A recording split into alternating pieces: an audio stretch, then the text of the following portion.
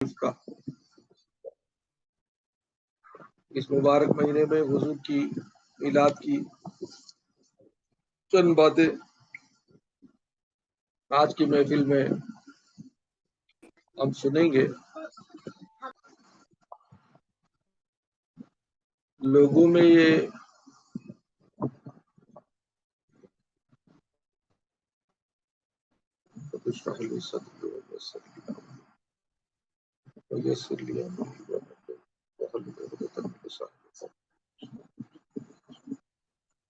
لوگوں میں یہ ہمیشہ گمان رہتا ہے کہ میلاد کہاں لکھا ہے، میلاد کرنا یا نہ کرنا، میلاد کرنا جائز ہے کیا، میلاد صحابہ کرام کرے کیا، اس کے بعد تابعین کرے کیا، unnecessary questions۔ میلاد کے جواز میں بہت سارے حدیث بھی ہیں، قرآن خود اس کا شاہد ہے، قرآن خود اس کے بارے میں بتاتا ہے۔ اور میلاد بولے تو جیسا میلاد ہمیں کرتے ہیں ایسا میلاد نہیں۔ میلاد کے معنی کیا ہے؟ حضور پاک صلی اللہ علیہ وسلم کی ولادت شریفہ کا بیان، اور ولادت شریفہ کے بیان سے لوگوں میں حضور کی زندگی کے حالات، زندگی کے طور طریق اور سنت رسول کی اور صحابہ کرام کے ساتھ جو زندگی گزاری حضور نے، اور حضور کی جو تعلیمات ہیں، حضور کے جو احوال ہیں، ان سب کا تذکرہ کرنے کے لیے ولادت شریفہ منایا جاتا ہے۔ سارے سال لوگوں میں حضور سے دوری رہتی ہے، حضور کے باتوں سے دوری رہتی ہے، صرف نماز پڑھتے بھاگتے ہیں، نماز بھی نہیں پڑھتے بھاگتے رہتے۔ یہ ایک ایسا موقع ہے جس میں بندوں کو حضور کی تعلیمات کا سیکھنے کا، سننے کا اور ولادت شریفہ کی مبارک ساعتوں کا حاصل کرنے کا موقع ملتا ہے۔ سارے مسلمان آج کل کے دور کے کیسے اپنے اپنے کاموں میں، اپنے اپنے زندگی میں بزی ہیں۔ اس میں نہ تو ان کو دین کی کوئی فکر ہے، نہ دین کو لانے والے حضور صلی اللہ علیہ وسلم کی کوئی فکر ہے، نہ ان کی تڑپ ہے، نہ ان کی محبت ہے۔ بس یہی زندگی گزار رہے ہیں، جیسے لوگ ادر لوگ جو ادر لوگ ہیں ویسے ہی اپنی زندگی گزار کے جا رہے ہیں۔ تو اس سے بندوں میں ایک برکت اٹھ گئی، بندوں میں ایک قسم کی محبت اٹھ گئی۔ صحابہ کرام کے دور میں گنے چنے لوگ تھے، گنے چنے صحابہ تھے، اور ویری تھن پاپولیشن تھی حضور صلی اللہ علیہ وسلم کے صحابہ کرام کی، لیکن ان لوگوں کے ایمان اور محبت رسول کی جو تڑپ اور جو ان کا پاور تھا، اتنا پاورفل تھا کہ ویری ہینڈ فل آف صحابہ کرام ہزاروں کی تعداد کے لشکر کو پسپا کراتے تھے۔ تو یہ دراصل حضور کی محبت اور حضور کے ساتھ ان کی جو لگن، اللہ اور اللہ کے رسول کے دل و جان سے اپنی قربانی کا جذبہ، تو یہ جو کیفیت تھی آج کے دور میں وہ بالکل اڑ گئی ہے۔ تو ایسی صورت میں لوگوں کو پھر سے ابھارنا ہے، پھر سے حضور کے قریب لانا ہے، حضور کی محبت ان کے دلوں میں ڈال کر ایمان میں مضبوطی لانا ہے۔ اور یہ حضور کی محبت ہی تھی جو صحابہ کرام اپنی جان دینے تیار ہو جاتے تھے۔ انہوں نے نہ اللہ کو دیکھا، نہ فرشتوں کو دیکھا، نہ جنت و دوزخ کو دیکھا، کچھ نہیں دیکھا، لیکن حضور کو دیکھے، حضور کو دیکھے، حضور کی باتوں کو حق سے جانے اور حضور کی خاطر ساری چیزوں پر اپنا ایمان لا۔ تو ایسی صورت میں ان کا تمام دار و مدار حضور کے اطراف گھوم رہا کہ حضور جو بولے وہی صحیح، حضور جو کرے وہی صحیح، یعنی حضور پر اپنے تمام ایمان کا دار و مدار تھا، مرکز تھا۔ اسی صورت سے حضور کے جو محبت کا جو تقاضا تھا، محبت کا جو انداز تھا، اس کی وجہ سے حضور حکم کرتے کوئی جہاد کرنے کے لیے جان جان کی بازی لگانا تھا نا مسلمانوں کو کافروں سے لڑنے کے لیے. کوئی کہتا کہ نہیں آج کے دور میں بلاؤ کوئی نہیں آتا، لیکن اس زمانے میں اپنی جان سے بھی کھیل گئے. کیوں؟ کیونکہ وہ جانتے تھے کہ حضور صلی اللہ علیہ وسلم کی جو باتیں ہیں وہ اللہ کی باتیں ہیں، حق ہے، اور اس پر ہماری جان کیا ساری چیزیں ہمیں فدا کرنے تیار. تو اس طرح کی جو جاذبیت تھی حضور کی محبت میں اور حضور سے لگن میں، اسی کی وجہ سے ان کے ایمان میں جو ایمان اور تقوی میں جو قوت تھی، اس کی وجہ سے وہ تمام ہزاروں کے ہزاروں کافروں پر حاوی ہو جاتے تھے، وہ حاوی ہو جاتے تھے. تمام ملکوں کو فتوحات ملے کس کی وجہ سے؟ حضور کی محبت میں اپنی جان دینے ریڈی ہونے کی وجہ سے. تو ایسی صورت کی جو کیفیت تھی آج کے دور سے ویسی اٹھی جا رہی ہے. تو اس کو پھر سے زندہ کرنا ہے، اس کو پھر لگن لگانا ہے. تو اس کا ایک ذریعہ یہ ہے کہ حضور سے ان کی محبت کے جو ذریعے ہیں، جو راستے ہیں، اور حضور کی تمام باتوں کو ان کو جب سنا کر حضور سے قریب کریں گے، تب سے پھر محبت پیدا ہوگی، پھر سے دل میں جذبہ اسلام پیدا ہوگا. تو یہ ریزن ہے میلاد شریف کرنے کا. ورنہ میلاد شریف کرو نہ کرو کسی کو کچھ نہیں ملتا، یا اس کا کوئی جواب یہ نہیں ہے کہ کرے تو نہیں کرے تو اللہ کے پاس پوچھے، ایسا نہیں ہے.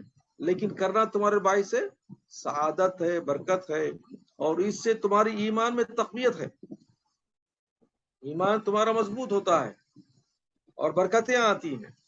تو یہی ریزن ہے وہی کہ اس کی وجہ سے تمام بزرگان دین میلاد شریف میں حضور کی ولادت شریفہ کے بیانات کرتے آ رہے ہیں اور کرتے رہیں گے، قیامت تک یہ جاری رہے گا سسٹم. اب رہا سوال اس کا پروف کیا ہے. پروف قرآن میں بھی ہے، حدیث میں بھی ہے، صحابہ کرام کی زندگی سے بھی ثابت ہے، اور اس کے بعد کے تابعین سب آج تک جتنے بھی بڑے بڑے اولیاء کرام گزرے ہیں، بزرگان دین گزرے ہیں، جو سنت اور حکم الہی کے پابند، شریعت کے پابند تھے، سب کو یہ میلاد شریف سے کوئی ممانعت نہیں ہے، کوئی اس کے خلاف نہیں تھے. آج کل کے دور کے مسلمان ہی اس کے خلاف یا اس کے بارے میں پروف پوچھتے ہیں. تو چلیے آج اسی بیان میں اسی کے لحاظ میں چند باتیں ہمیں قرآن سے لیں گے. پہلے قرآن سے بھی لیں گے، پھر حدیث سے بھی ثابت کریں گے کہ میلاد شریف ہے. اللہ تعالیٰ خود حضور کی میلاد کا جواز آیتوں سے ثابت ہوتا ہے. سب سے پہلی ایک آیت سنو. اعوذ باللہ من الشیطان الرجیم، بسم اللہ الرحمن الرحیم. لقد جاءکم رسول من انفسکم عزیز علیہ ما عنتم حریص علیکم بالمؤمنین رؤوف الرحیم. یہ قرآن پاک کی پیاری آیت شریفہ ہے جس کو میں نے پڑھا. اس میں اللہ خود فرماتا ہے تحقیق، ٹرولی جاءکم رسول من انفسکم، تمہارے پاس آ گیا ہے تم ہی میں سے ایک رسول. اب یہ آنے کا جو اعلان ہو رہا ہے، آنے کا جو بیان ہو رہا ہے، یہ کیا ہے؟ حضور کی میلاد ہی ہے. حضور کا آنا گویا کہ اللہ نے حضور کی میلاد، حضور کی پیدائش، حضور کے اپنے رسول بنا کر دنیا میں بھیجنے کا بیان ہے. اور میلاد تو وہی ہے کہ حضور کو دنیا میں مبعوث فرمانے کا ایک ذریعہ تھا جو اللہ نے حضور کو مکہ معظمہ میں پیدا فرمایا. اب تب اللہ تعالیٰ خود فرماتا ہے کہ مومنوں، تمہارے لیے تمہارے پاس حقیقت میں لقد جاکم، آ گیا ہے تمہارے پاس ایک رسول. یہ آنا کیا ہے؟ ولادت شریف ہے، حضور کی میلاد ہے، حضور کا پیدا ہونا ہے، حضور کا رسول بن کر تمہارے پاس آنا ہے. اب اس میں لقد کا جو عربی ورڈ استعمال ہوا ہے، اس کو کہتے ہیں اسٹریسفل ڈاؤٹ کلیئر کرنے کے لیے. کیونکہ ڈاؤٹ آج کل کے دور میں بھی رہیں گے، پرانے دور میں بھی رہیں گے کہ واقعی یہ رسول اللہ کی طرف سے آئے کیا، یہ رسول اللہ کے رسول کیا، یہ نبی اللہ کی طرف سے چنندے گئے کیا، یہ رسول ان کا کام کیا ہے. تو اللہ تعالیٰ ان ڈاؤٹس کو کلیئر کرنے کے لیے جو لقد حقیقت میں ٹرولی سرٹنلی جو ورڈ استعمال عربی میں لقد استعمال ہوتا ہے تو just to clear all doubts in the minds of the people. سمجھے؟ تو یہاں سے ثابت ہوتا ہے کہ پیدائش نبی صلی اللہ علیہ وسلم کی جو اللہ کی طرف سے چنے گئے اپنے نبی کو اپنی طرف سے رسول بنا کر بھیجنے کا جو اعلان ہو رہا ہے دراصل یہ میلاد شریف ہی ہے، کیونکہ حضور کی پیدائش، حضور کا آنا گویا کہ حضور کا دنیا میں پیدا ہونے کے بعد ہی تو اعلان ہوتا ہے.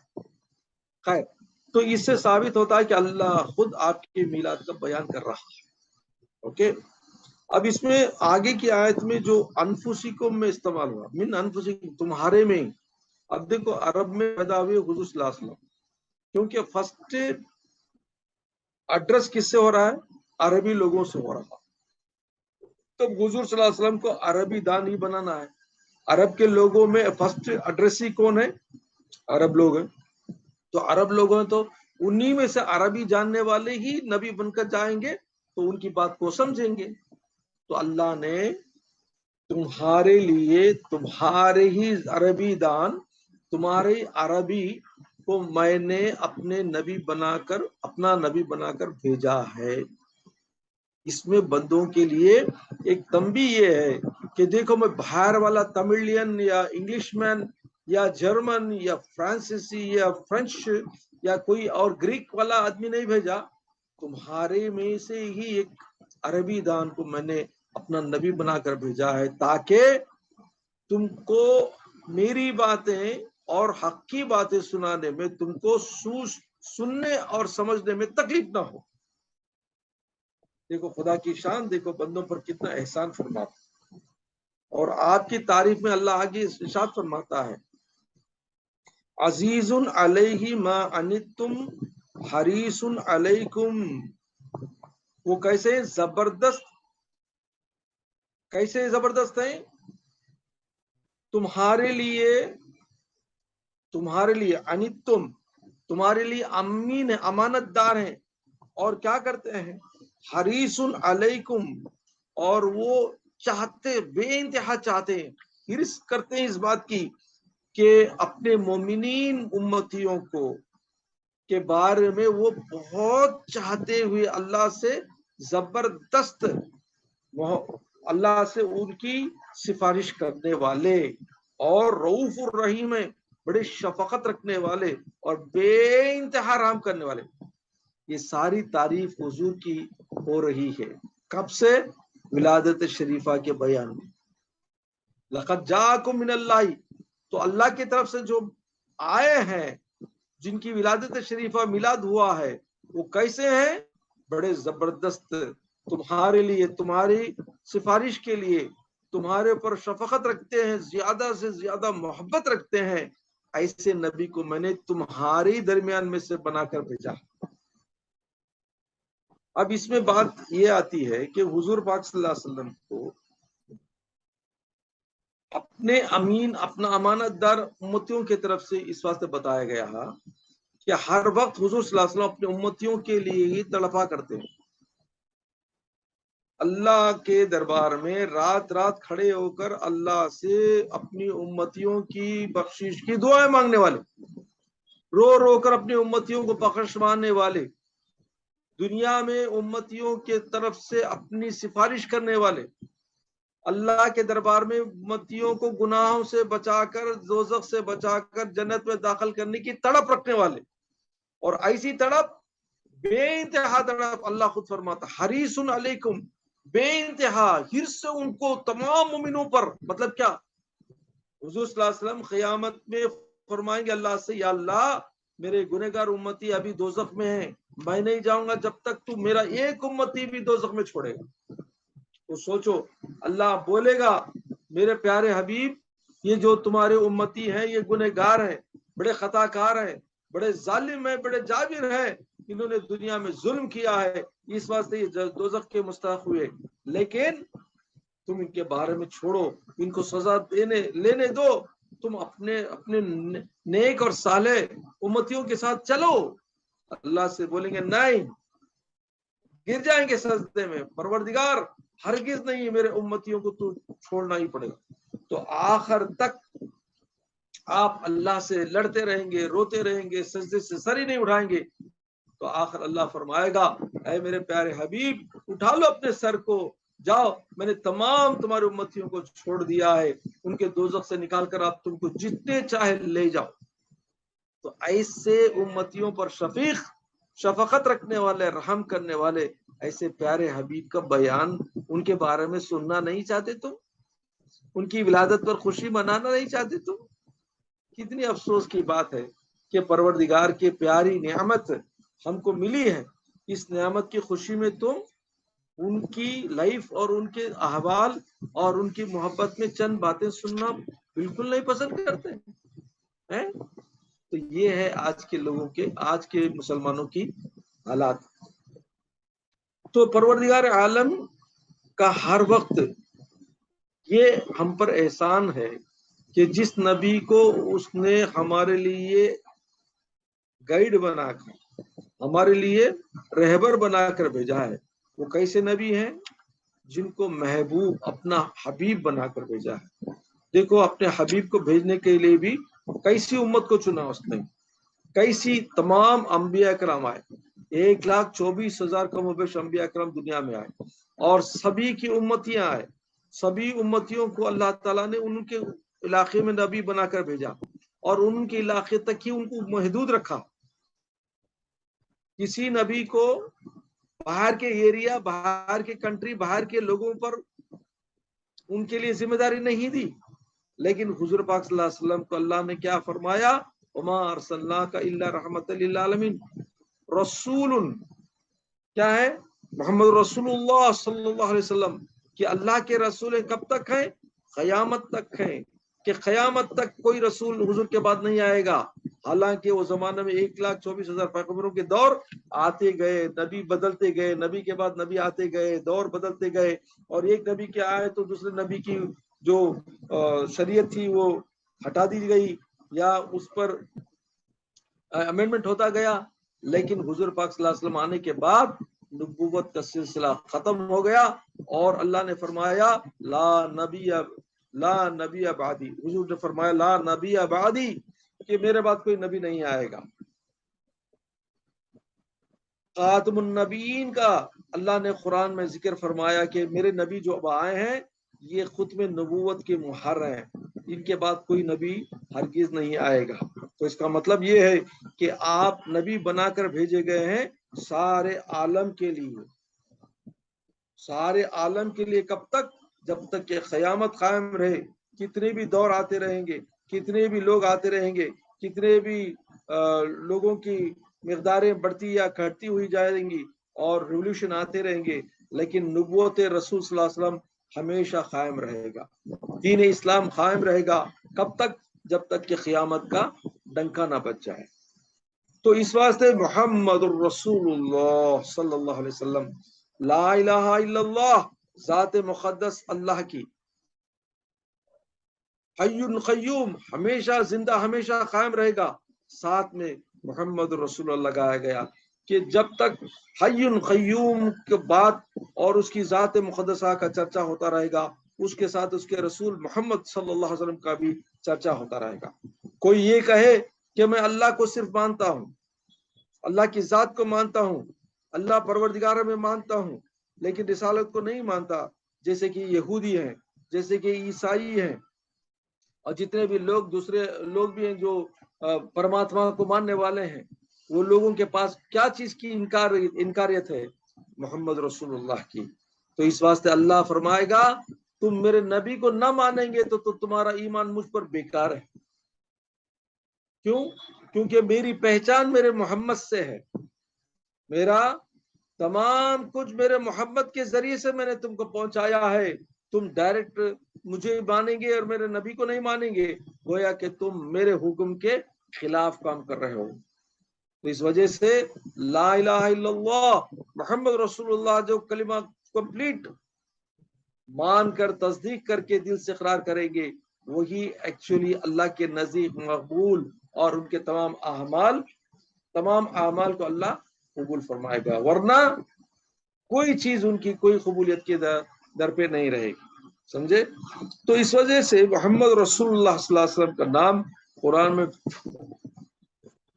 ذکر اللہ نے فرمایا کہ دیکھو اے میرے پیارے بندو، تمہارے پاس میرا حبیب آیا ہے رسول بن کر، آج کے لیے نہیں، کل کے لیے نہیں، یہ کبھی بھی قیامت تک کے لیے بھی وہی رسول رہے گا. سمجھے؟ تو اس وجہ سے نمازوں میں بھی، ہر نماز میں، ہر اذان میں، ہر چیز میں اللہ کے ساتھ اللہ کے رسول کا ذکر ہوتا رہے گا. تو کیا ہے یہ؟ ذکر نبی ہے. ذکر نبی میلاد نبی ہے. میلاد نبی کیا ہے؟ حضور کا پریزنس ہے، حضور کا آنا ہے دنیا میں. تب محمد رسول اللہ کا جب آنا بیان ہوا تو گویا کے مطلب کہ وہ میلاد ہی ہے. حضور کا پریزنس کیا ہے؟ میلاد ہے. تو اس وجہ سے اللہ نے نمازوں میں، قراتوں میں، اذانوں میں، بیانوں میں اور تسبیحات میں، درودوں میں اور تمام ذکر و اذکار میں حضور کے نام کے بغیر کوئی چیز اللہ کے دربار میں قبول ہوتی ہی نہیں. کیونکہ تمہاری نماز ادائے مصطفیٰ ہے، تمہاری زکوٰۃ کا دینا ادائے مصطفیٰ ہے، تمہارا خیر و خیرات کرنا حضور کی سنت کے بولنے پر ہوا ہے، تمہارا حج کروانا، حج کے ارکان کرنا حضور کے طور و طریقے پر ہوا، سنت پر ہوا. تو گویا کہ تمہارا عبادت کا ہر شعبہ، عبادت کا ہر عمل تمہارا کس کا ہے؟ ریپلیکا ہے میرے حبیب کے کام کے مطابق، عمل کے مطابق. تو گویا تم ریپلیکا کو نکال کر تم خود کرنا چاہو گے تو گویا کہ تم چیٹنگ کر رہے ہو. تم کو سکھایا میرے نبی نے، تم کو کروایا میرے نبی نے، نماز پڑھایا کیسا پڑھنا سکھایا نبی نے، روزہ کیسا رکھنا سکھایا میرے نبی نے، زکوٰۃ اور حج اور تمام ارکان عبادت، جو چارے چیزوں کو تم کر کے اپنے آپ پر ناز کرتے ہو کہ ہم اللہ کی بات کرنے والے ہیں. بے وقوفو، تم کو یہ سب عبادتیں سکھانے والا نبی میرا حبیب ہے. تو اگر میرے حبیب کے بغیر تم میرے پاس آنا چاہو گے تو میں کیسے تمہاری بات کو قبول کروں گا؟ سمپل ایکویشن ہے، سمپل ایکویشن ہے. سمجھے نہیں؟ تو بغیر حضور کے ہماری ساری عبادتیں بیکار. تو اس وجہ سے محمد رسول اللہ صلی اللہ علیہ وسلم یہ کیا ہے؟ ہمارے رسول ہے. اور ان کے بارے میں اللہ نے فرمایا کہ یہ ایسے نبی ہیں جو تمہارے لیے، تمہاری خاطر رویا کرتے تھے، تمہاری خاطر اب بھی اللہ سے گڑ گڑاتے ہوئے ہیں، قیامت میں بھی گڑ گڑ آئیں گے اور تمہارے لیے رو رو کر تم کو شفاعت بخشوائیں گے. تو ایسے پیارے حبیب، ایسے پیارے نبی کو تم کتنا عزت کرتے ہو، تم کتنی محبت کرتے ہو، اللہ یہی جاننا چاہتا ہے. تو گویا کہ میلاد شریف ہمارے اللہ کے درمیان میں ایک راستہ ہے. میلاد شریف سے ہم اللہ کو مناتے ہیں کہ اللہ تیرے پیارے حبیب کا ہم ذکر کرتے ہیں، شاید تو ان کے ذکر عظیم، ذکر پاک اور ان کی محبت میں ہمارے گناہوں کو مٹا دے، ہماری خطاؤں کو مٹا دے اور ہم کو بھی ایسا راستہ بتا جو تیرے پیارے حبیب کے راستے پر چل کر ہم تیری رضا حاصل کریں. سمجھے نہیں؟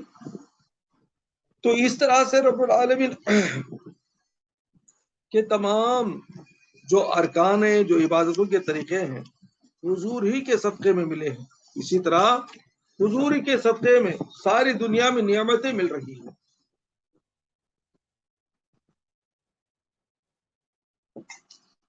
رحمتیں، برکتیں حضور ہی کے صدقے میں ہم کو مل رہی ہیں. کیسے؟ حضور نے فرمایا اللہ معطی وانا خاصم، اور کما قال صلی اللہ علیہ وسلم، حضور نے فرمایا اللہ دینے والا ہے، اللہ اللہ مطیع دینے والا، رب العالمین اللہ ہم کو دینے والا، مجھے دینے والا ہے. وانا خاصم، اللہ مجھے دیتا ہے اور میں تم سب کو بانٹتا ہوں. اس کا مطلب یہ ہوا کہ حضور کی رحمت کے صدقے میں ہی اللہ تعالیٰ تمام دنیا پر تمام برکتیں نازل فرما رہا ہے. تو اس سے پتہ چلتا کہ اللہ قرآن میں حضور کو رحمت للعالمین کا لقب جو دیا ہے، رحمت عالمین کے لیے ہے. عالم کون سا ہے؟ دنیا ایک عالم ہے، پلانٹس ہیں، لاکھوں پلانٹس ہیں which we don't know، آج بھی فائنڈ آؤٹ کر لے کچھ ہے. آج بھی کتنے پلانٹس ہیں، کتنے سٹارز ہیں، آج بھی جان جاری ہے. تو اس میں سے ایک چھوٹا سا ہمارا جو زمین کا حصہ ہے، چھوٹا زمین ہے. تو جب اللہ رب العالمین ہے، اللہ کا یہ کیا ہے؟ رب العالمین ہے، رب ہے، پالنے والا ہے، پیدا کرتا وہی، پالتا بھی وہی، اسی کے دیے ہوئے چیزوں سے ہم پلتے ہیں. لیکن اسی جگہ اللہ نے اپنے پیارے حبیب کو فرمایا رحمت للعالمین. جہاں جہاں رب کی ربانیت ہے، مطلب جہاں جہاں رب کی حکومت ہے، وہاں وہاں رحمت ہے حضور کی طرف سے. مطلب یہ کہ اللہ تعالیٰ پالتا تو ہے، لیکن کس کے ذریعے سے پالتا ہے، کس کے سبب سے پالتا ہے، کس کی خاطر پالتا ہے؟ وہ اللہ کے رسول محمد رسول اللہ صلی اللہ علیہ وسلم کی رحمت ہی ہے. He is a wasila, he is a zariya, he is a sabab, and he is a channel through which Allah sends us blessings. اس واسطے رحمت للعالمین کا لقب ہے. آج بارشیں جو ہوتی ہیں، زمین سے جو پیداوار ہوتے ہیں، جانوروں، انسانوں، حیوانات، جنات، حتیٰ کہ فرشتوں، جتنے بھی قدرتی سب کچھ مخلوقات ہیں، سب کو رحمت کی صدقے میں ہی غذائیں مل رہی ہیں. رحمت کے صدقے میں اللہ ان پر رحم فرما رہا ہے. ورنہ اللہ تعالیٰ کا سسٹم کیسا ہے؟ جب اس کا جلال آ گیا تو کوئی چیز اس کے سامنے رک نہیں سکتی، مٹا کے رکھ دیتا ہے. تو یہ حضور کی رحمت آڑے آتی ہے، بچاتی ہے انسانوں کو. اس واسطے اللہ نے قرآن میں ایک جگہ فرمایا اے میرے پیارے حبیب، آپ کی وجہ سے میں عذاب نہیں بھیج رہا ہوں دنیا. آپ جب جہاں رہیں گے میں وہاں عذاب نہیں بھیجوں گا. حضور کی خاطر عذاب کو بھی اللہ نہیں بھیجتا، بیکاز حضور صلی اللہ علیہ وسلم رحمت ہیں. حضور صلی اللہ علیہ وسلم ایسے ہیں جو بندوں پر ایک چھت ہے، بندوں پر ایک سایہ ہے، کہ تاکہ اللہ کے غضب کو روک کر بندوں کو بچائے اللہ کے غضب سے، اللہ کے عذاب سے. تو گویا کہ حضور ہمارے پروٹیکٹر ہیں، حضور ہمارے پروٹیکٹر ہیں، ہم کو بچانے والے ہیں اللہ کے غضب اور غیظ سے. کیونکہ ہمارے گناہ اور ہماری خطائیں اور ہمارے اللہ کے حکم کی خلاف ورزی اتنے ایلیجبل ہو گئے ہم کہ کسی وقت بھی اللہ تعالیٰ عذاب دے کر ہم کو ختم کر سکتا ہے، زمین کو الٹا کر سکتا ہے. لیکن بجز حضور کی محبت میں اللہ نے اس کو ہٹا کے رکھا ہے، اس کو ملتوی کر کے رکھا ہے، کیونکہ حضور کی رحمت چھائے ہوئی ہے سارے عالم پر. تو قیامت کے قریب یہ رحمت اٹھا لی جائے گی اور عذاب الہی آئے گا اور سارے چیزوں کو بکھر بکھر کر دیا جائے گا.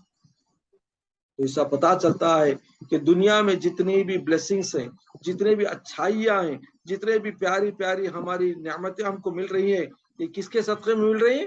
حضور پاک صلی اللہ علیہ وسلم کے صدقے میں مل رہی ہیں. کیونکہ میں نے ایک بار بتایا کہ اللہ فرماتا ہے کہ لولا کا ما خلقت، اے میرے پیارے حبیب، لولا کا ما خلقت افلاک، مطلب کہ اے میرے پیارے حبیب، اگر آپ نہ ہوتے تو میں افلاک کو نہیں بناتا، ساری کائنات کو نہیں بناتا. تو حضور ہی کی خاطر جب کائنات کو بنایا گیا تو حضور ہی کی خاطر کائنات کو سجایا بھی گیا. حضور ہی کی خاطر کائنات پر بلیسنگ بھی ہوتے رہے ہیں اور ہوتے رہتے ہیں، ہوتے رہیں گے. تو یہ اللہ کا ایک سسٹم ہے کہ جس جگہ اللہ کی بلیسنگ ہونی ہے وہاں حضور کی رحمت کے صدقے میں ہی ملی جاتی ہے. جس جگہ عذاب ہونا ہے وہاں سے رحمت کو ہٹا دیا جاتا ہے.